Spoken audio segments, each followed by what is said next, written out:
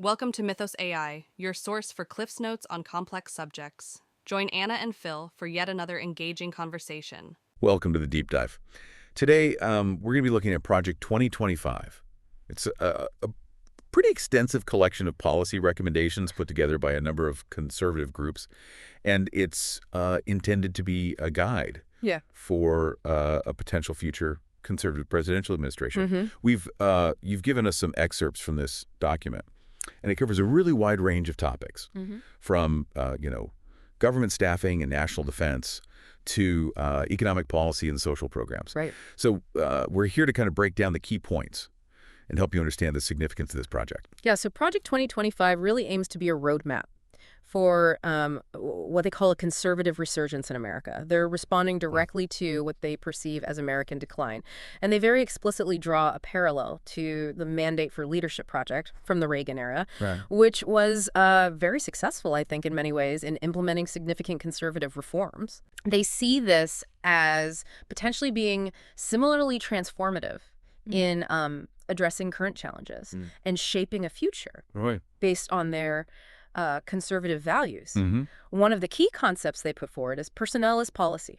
They really stress the need to fill key positions in the executive branch, especially influential White House roles, with people who are deeply committed to the conservative agenda. So essentially, they're laying out a strategy for assembling, a highly effective and ideologically aligned team. Right. Almost like a playbook for staffing the executive branch. Yeah, exactly.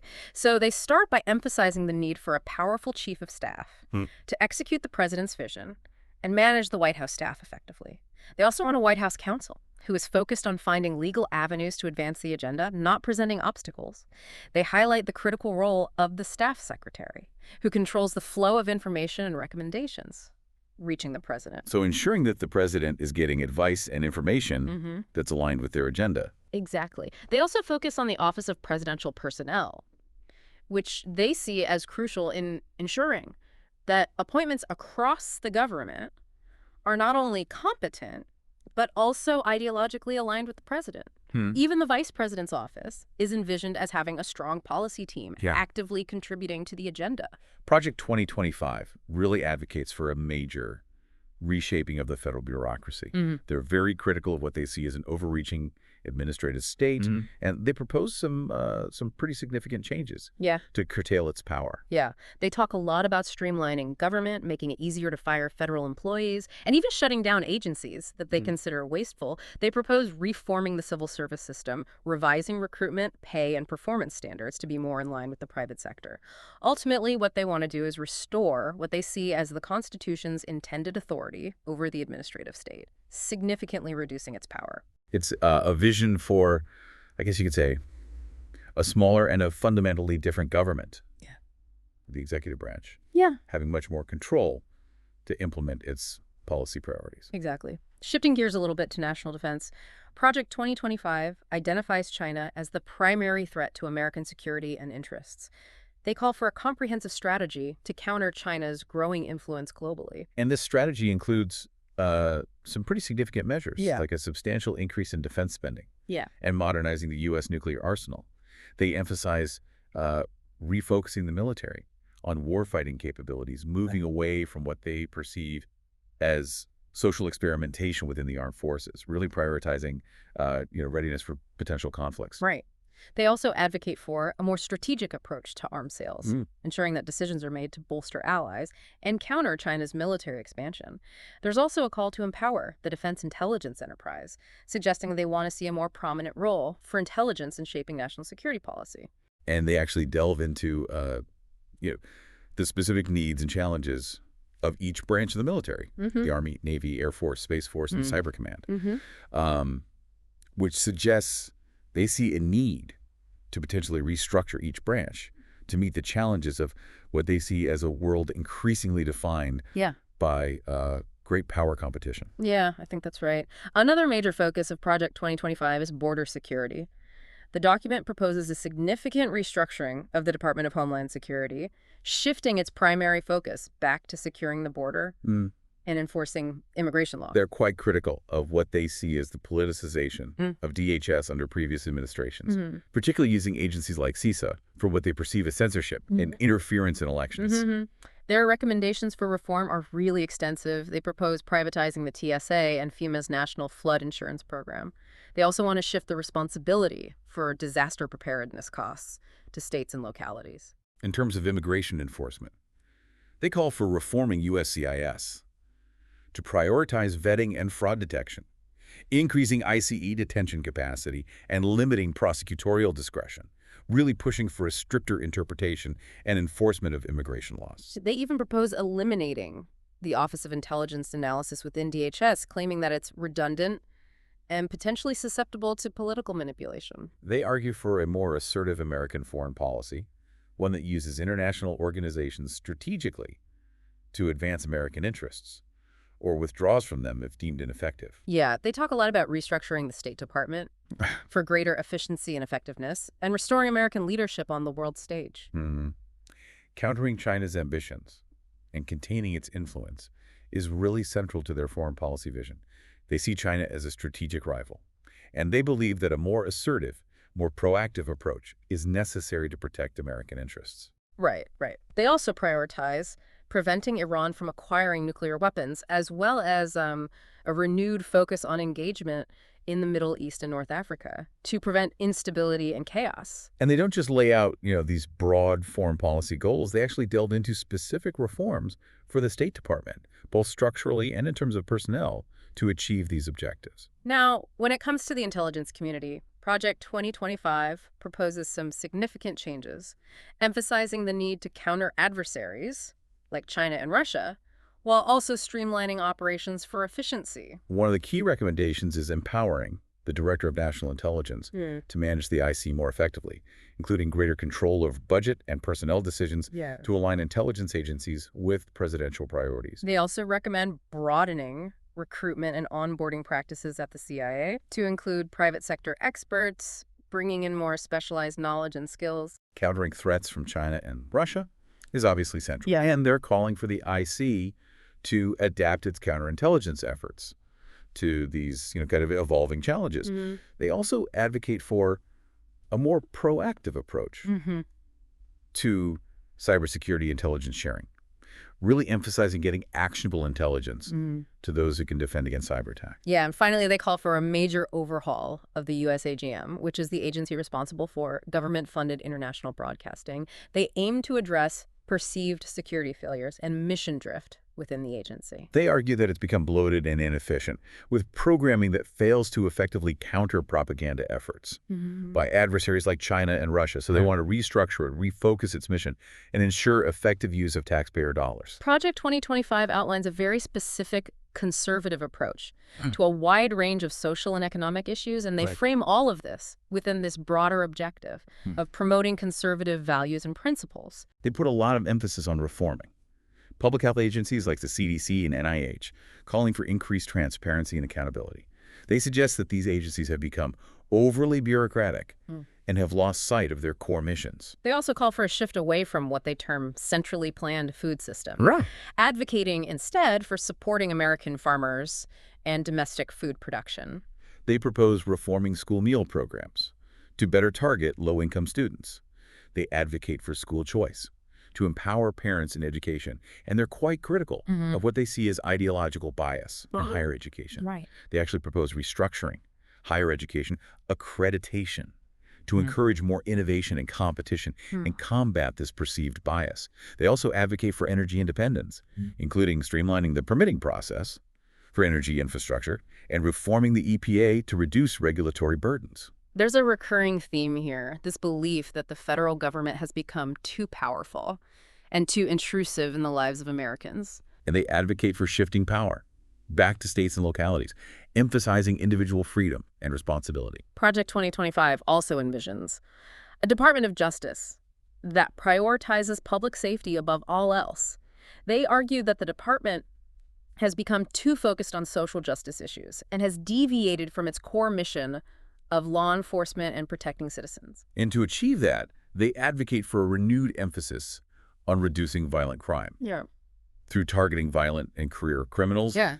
arguing for a more aggressive law enforcement approach to restore order and protect communities. They also want the DOJ to play a much more active role in enforcing immigration laws, working in tandem with DHS to secure the border Sure. and deter illegal immigration. They advocate for revitalizing the China Initiative, which was a program launched to combat Chinese espionage, but has subsequently been scaled back. They see China as a significant threat, and they believe the DOJ needs to be much more proactive in countering its activities. There's also a clear emphasis on protecting First Amendment rights, especially what they perceive as attacks on free speech. Right. From the left, they want the DOJ to push back against efforts to censor or silence dissenting viewpoints. They are also critical of the DOJ's Civil Rights Division, arguing that it's become too focused on ideologically driven agendas and has strayed from its core mission of protecting civil rights for all Americans. The Project 2025 also lays out a very specific vision for how labor, trade, and economic policy should be structured to empower American workers and promote economic growth. They call for significant reforms to unemployment insurance, claiming that the current system discourages work and encourages dependency. They want to see more private sector involvement in administering unemployment benefits and a greater focus on helping people return to work quickly. They also want to address what they see as a looming crisis in public pension plans, calling for greater transparency in reporting pension liabilities, and a move toward more sustainable market-based approaches to pension management. They criticize the current fuel economy standards, arguing that they disadvantage American auto manufacturers and raise car prices for consumers.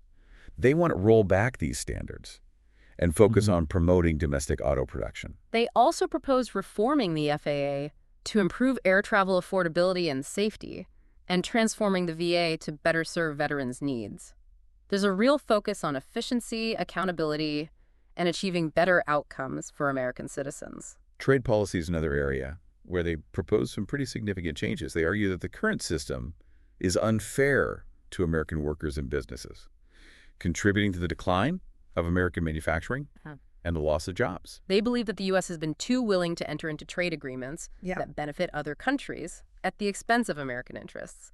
They argue that this has resulted in chronic trade deficits and a hollowing out of the American industrial base. So they propose a shift toward a more protectionist trade policy, one that prioritizes American jobs and businesses and uses tariffs and other trade barriers to protect domestic industries from foreign competition. Right, and they advocate for renegotiating existing trade deals like NAFTA and withdrawing from international organizations like the World Trade Organization, which they believe restrict American sovereignty and undermine American economic interests. They see China as a particularly egregious offender in terms of unfair trade practices. They argue that China engages in currency manipulation, intellectual property theft, and other predatory practices that give it an unfair advantage in global markets. So they call for a much tougher stance on China, including using tariffs to punish its unfair trade practices and restricting Chinese investment in the United States. They also call for revitalizing American manufacturing, arguing that its decline has weakened both the country's economic and national security, and that this trend needs to be reversed. They propose a whole range of policies to boost American manufacturing, including tax breaks for manufacturers, investments in infrastructure and research and development, and a more aggressive approach to enforcing trade laws to protect American manufacturers from unfair competition. Their vision for trade policy is one that very much puts America first, using trade to promote American economic interests and national security, and aiming to restore America's position as a global economic powerhouse. They believe this approach is essential to creating a more prosperous future for American workers and businesses, and ensuring America's continued strength and influence globally. Now, Project 2025 also proposes significant reforms to the Federal Trade Commission.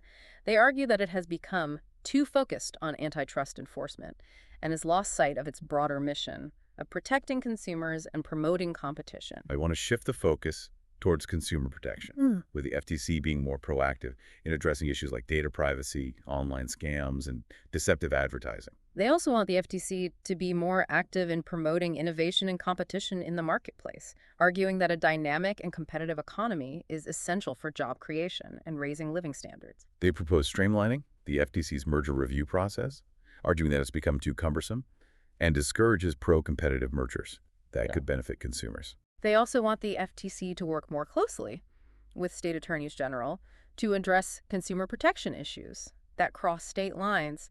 They think this will create a more coordinated and effective approach to enforcement, protecting consumers from unfair and deceptive practices, regardless of where they live. Their vision for the FTC is one that focuses on protecting consumers, promoting competition, and fostering innovation, while also ensuring that businesses are treated fairly and the free market can function effectively. Right. They believe this approach will benefit both consumers and businesses and will help to create a more dynamic and prosperous economy for all Americans. Project 2025 offers a very conservative perspective, of course, on the role of the Federal Communications Commission, advocating for policies that promote free speech, competition, and innovation in the telecommunications sector. They argue that the FCC has become too bureaucratic and interventionist, stifling innovation and limiting consumer choice. So, as you might expect, they propose reducing the FCC's regulatory authority. They argue that many of its rules are outdated and unnecessary, and that the marketplace can regulate itself better. They also want the FCC to take a more hands-off approach to spectrum allocation, arguing that the government shouldn't be picking winners and losers in the telecommunications industry, and that the marketplace should determine how spectrum is used. They also call for reforms to the Universal Service Fund, arguing that it's become bloated and inefficient and needs to be restructured to ensure that it's effectively providing affordable telecommunications services to rural and underserved communities. Now, Project 2025 is highly critical of what they see as bias against conservative viewpoints in the media and on online platforms. They argue that Section 230 of the Communications Decency Act has been misinterpreted to give these platforms too much leeway in censoring content.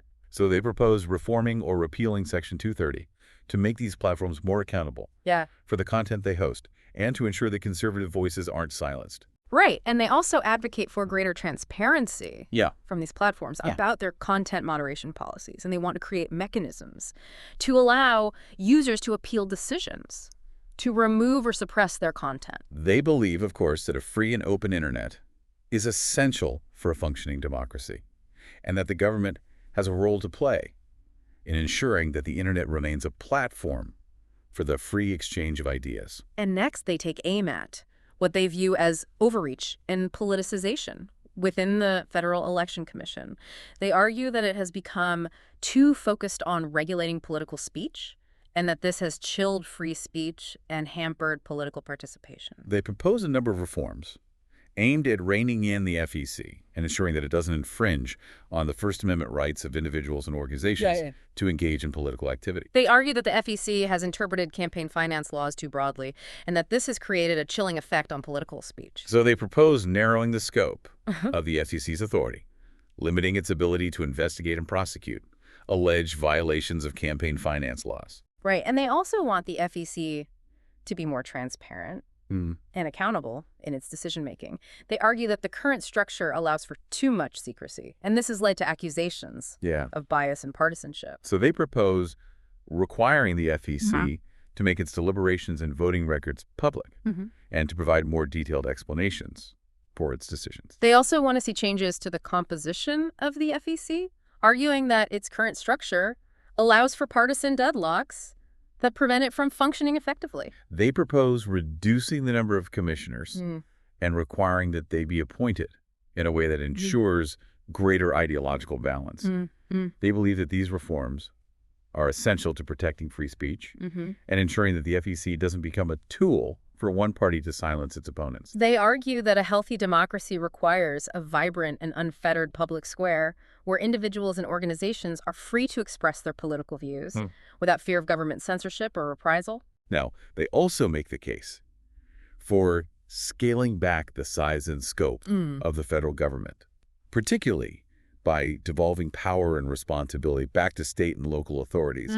They believe that a smaller, more decentralized government is more efficient, more accountable, and more responsive to the needs of citizens. They propose block granting many federal programs to states, arguing that this will give states more flexibility in tailoring programs to meet the specific needs of their populations. They also advocate for reducing the number of federal agencies and employees, Yeah. arguing that the federal bureaucracy has become bloated and inefficient. Right. So they propose eliminating or consolidating duplicative agencies and programs and streamlining regulations to reduce the burden on businesses and individuals. Project 2025 goes beyond just shrinking the size of the federal government, though. They also propose a fundamental reorientation of its role and responsibilities.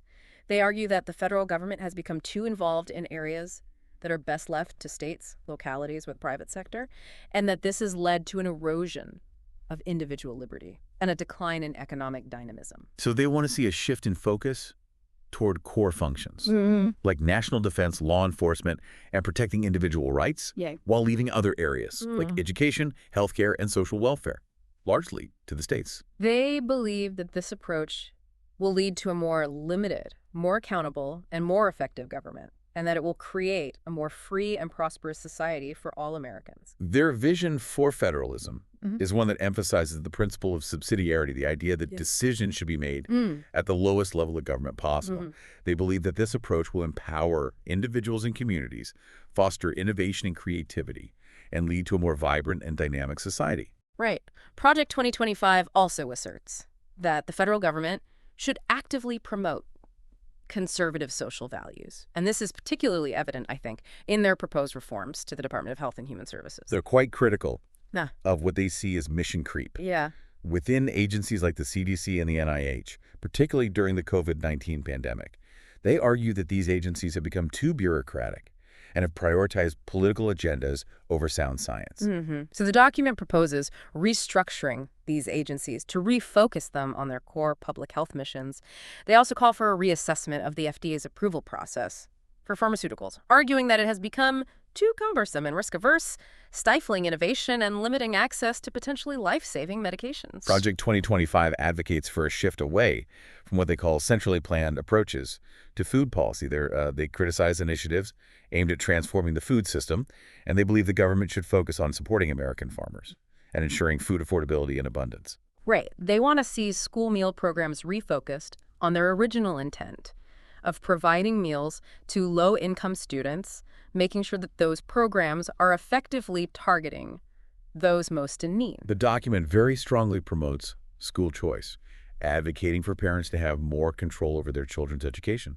They propose using federal funding to empower parents to choose from a wider range of educational options, including private schools. Project 2025 is also critical of what it sees as ideological bias in higher education, arguing that universities have become dominated by liberal viewpoints, stifling intellectual diversity and academic freedom. To address that, they propose restructuring higher education accreditation to encourage more innovation and competition within the higher education system. Now, the document doesn't shy away from addressing what are often considered to be politically charged social issues. It explicitly states that the next conservative president must use federal power to reverse what they see as a crisis of family breakdown.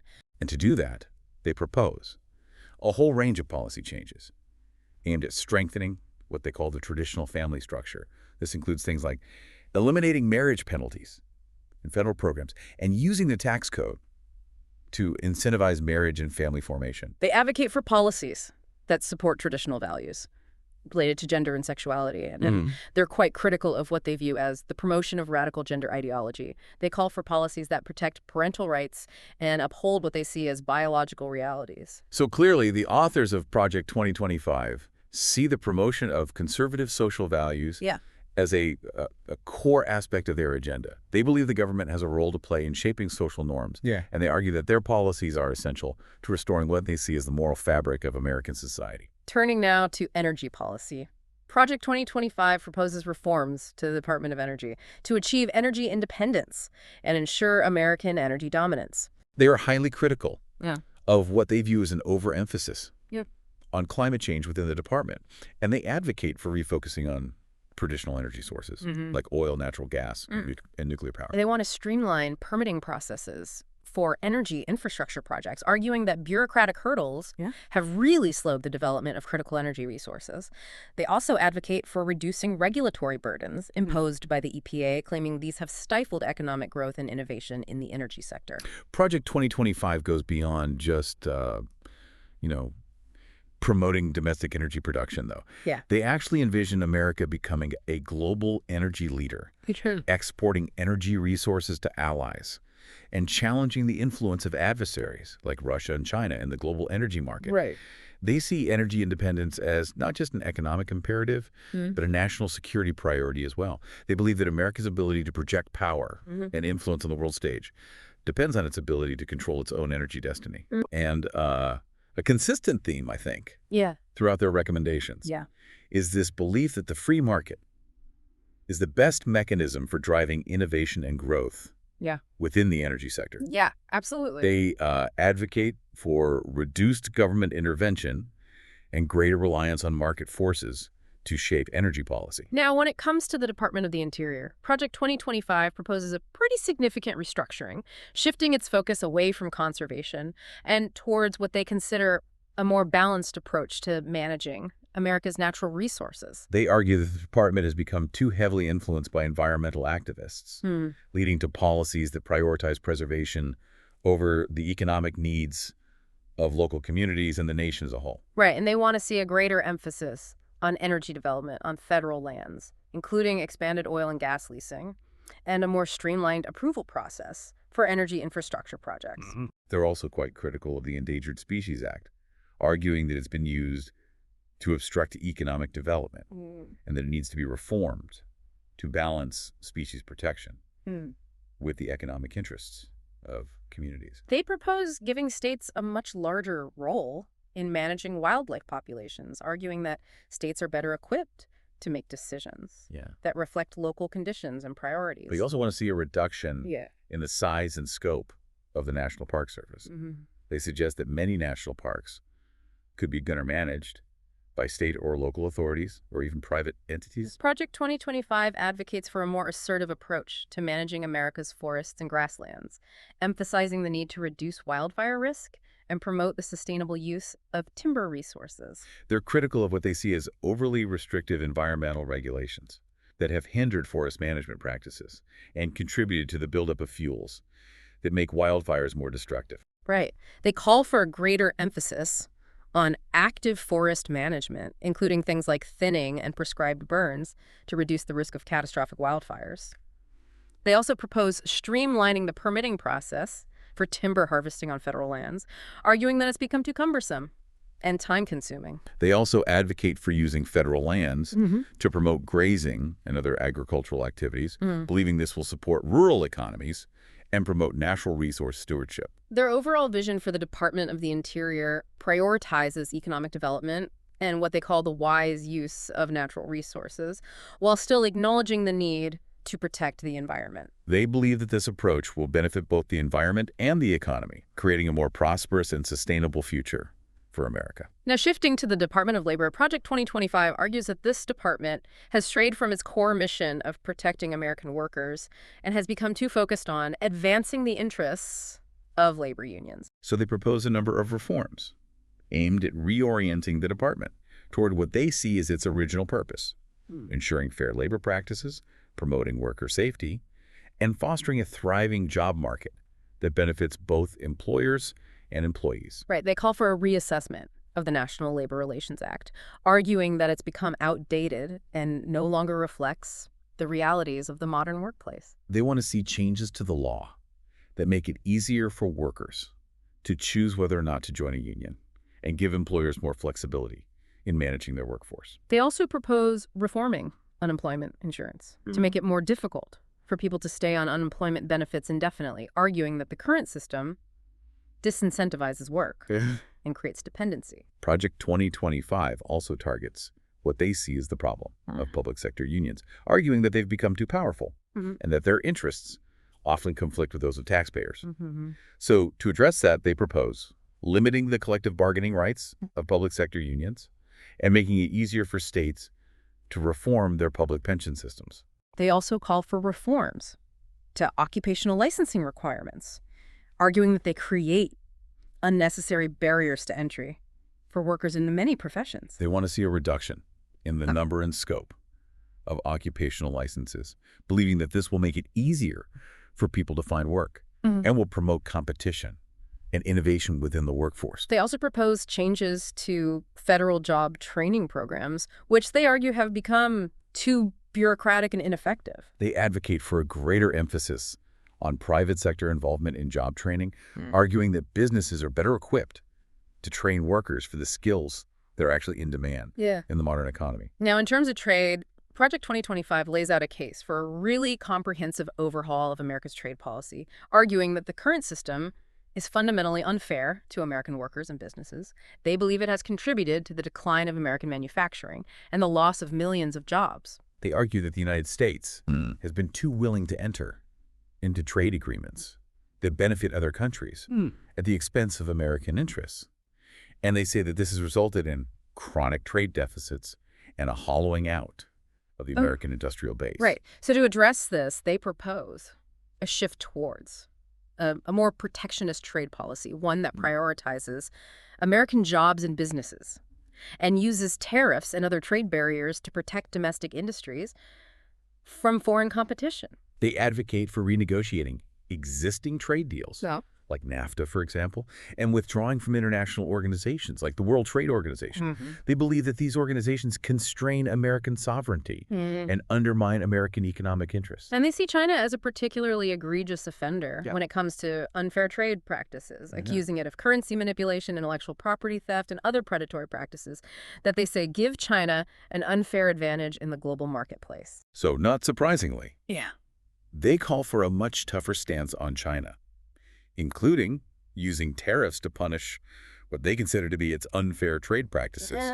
and imposing restrictions on Chinese investment in the United States. They also call for revitalizing American manufacturing, arguing that its decline has weakened both the country's economic and national security, and that this needs to be reversed. They propose a whole range of policies aimed at boosting American manufacturing, things like tax breaks for manufacturers, investments in infrastructure, and research and development, and a more aggressive approach to enforcing trade laws to protect American manufacturers from unfair competition. Their vision for trade policy is very much one that puts America first. They want to use trade to promote American economic interests and national security, and they really aim to restore America's position as a global economic powerhouse. They believe that this approach is essential to creating a more prosperous future for American workers and businesses, and ensuring America's continued strength and influence on the world stage. Now, turning to the Federal Trade Commission, Project 2025 proposes some significant reforms.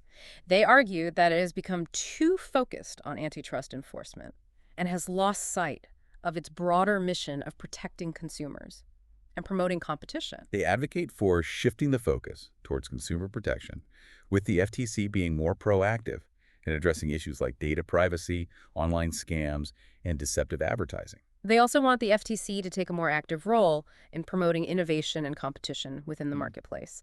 They believe that a dynamic and competitive economy is essential for creating jobs and raising living standards. So they propose streamlining the FTC's merger review process, arguing that it has become too cumbersome and time-consuming and often discourages pro-competitive mergers that could actually benefit consumers. Right. They also want the FTC to work more closely with state attorneys general to address consumer protection issues that cross state lines. They believe this will create a more coordinated and effective approach to enforcement, protecting consumers from unfair and deceptive practices, regardless of where they live. Their vision for the FTC is one that focuses on protecting consumers, promoting competition, and fostering innovation, while also ensuring that businesses are treated fairly and that the free market can function effectively. They believe that this approach will benefit both consumers and businesses and will help to create a more dynamic and prosperous economy for all Americans. Now, turning to the Federal Communications Commission, Project 2025 offers a conservative perspective, of course, advocating for policies that promote free speech, competition, and innovation in the telecommunications sector. They argue that the FCC has become too bureaucratic and too willing to intervene in the marketplace, and that this has stifled innovation and limited consumer choice. Right, and so they propose reducing the FCC's regulatory authority. They argue that many of its rules are outdated and unnecessary, and that the marketplace is better equipped to regulate itself. They also want to see the FCC take a more hands-off approach to spectrum allocation. They argue that the government should not be picking winners and losers Yeah. in the telecommunications industry, and that the marketplace should be allowed to determine how spectrum is used. They also call for reforms to the Universal Service Fund, arguing that it's become bloated and inefficient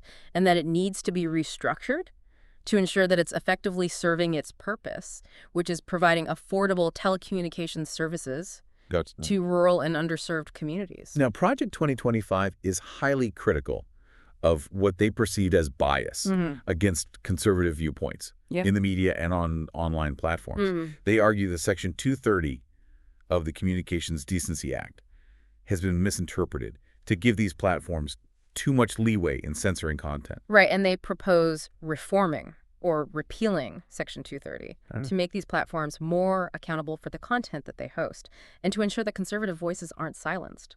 They also advocate for greater transparency from these platforms about their content moderation policies and for the creation of mechanisms to allow users to appeal decisions to remove or suppress their content. Right. They believe, of course, that a free and open internet is essential to a functioning democracy and that the government has a role to play in ensuring that the internet remains a platform for the free exchange of ideas.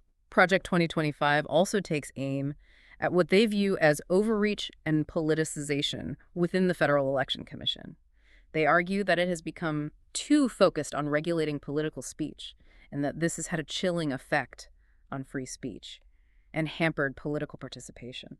They propose a number of reforms aimed at reining in the FEC and ensuring that it doesn't infringe on the First Amendment rights of individuals and organizations to engage in political activity. They argue that the FEC has interpreted campaign finance laws too broadly and that this has created a chilling effect on political speech. They propose narrowing the scope of the FEC's authority and limiting its ability to investigate and prosecute alleged violations of campaign finance laws. They also want the FEC to be more transparent and accountable in its decision-making, arguing that its current structure allows for too much secrecy, which has led to accusations of bias and partisanship. So they propose requiring the FEC to make its deliberations and voting records public and to provide more detailed explanations for its decisions. Right. And they also want to see changes to the composition of the FEC, arguing that its current structure allows for partisan deadlocks that prevent it from functioning effectively. They propose reducing the number of commissioners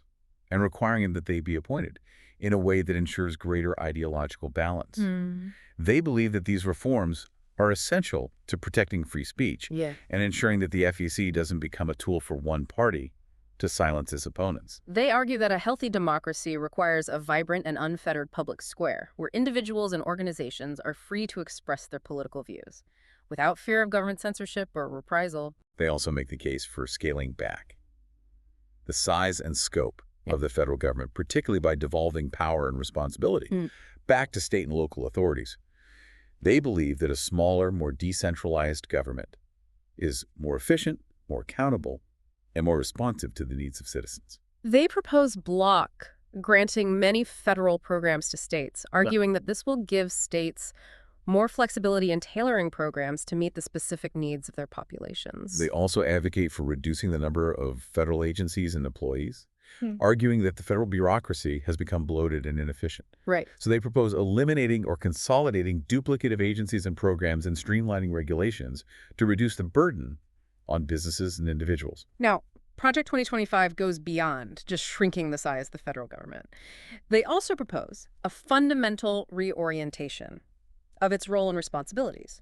They argue that the federal government has become too involved in areas that are best left to states, localities, or the private sector, and they say that this has led to an erosion of individual liberty and a decline in economic dynamism. So they want to see a shift in focus towards core functions like national defense, law enforcement, and protecting individual rights, while leaving other areas like education, healthcare, and social welfare largely to the states. They believe that this approach will lead to a more limited, more accountable, and more effective government, and that it will create a more free and prosperous society for all Americans. Their vision for federalism is one that emphasizes the principle of subsidiarity, the idea that decisions should be made at the lowest level of government possible. Mm-hmm. They believe that this approach will empower individuals and communities, foster innovation and creativity, and lead to a more vibrant and dynamic society. Mm-hmm. Of course, Project 2025 presents a